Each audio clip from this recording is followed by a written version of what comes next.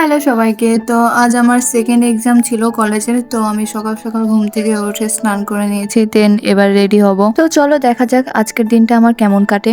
এই যে আমি একদম ফুল রেডি। তো বলো তো আজকের আমার আউটফিটটা কেমন লাগছে। দেন তাড়াতাড়ি করে বাইরে চলে আসলাম, এবার টোটোতে চেপে চলে যাব। তো একটাও টোটো দেখতে পাচ্ছি না বাইরে এসে।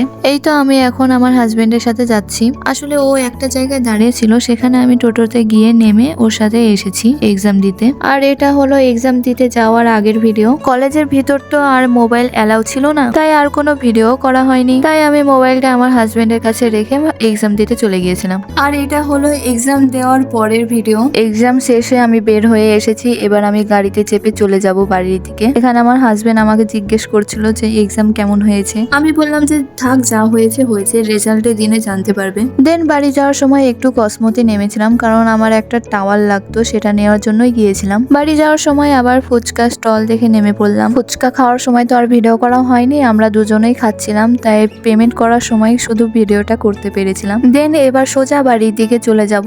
বাড়িতে এসে আমি আমার ছোট বোনকে খুঁজতে শুরু করলাম। তারপর দেখি যে ও ঘুমোচ্ছিল। ঘুমের মধ্যে আমি ওকে ডাকলাম আর ওকে বলছিলাম যে দেখ তোর জন্য কি নিয়ে এসেছি। আর ও খুলে সেটা দেখলো যে ওর মধ্যে আইসক্রিম আছে, কিন্তু ওর মুখে কোনো রিয়াকশন ছিল না। আমি তো দেখে অবাক। তো যাই হোক, ওর জন্য যা এনেছি ও যে সেটা খুলে খাবে এখন, সেটাই আনন্দের।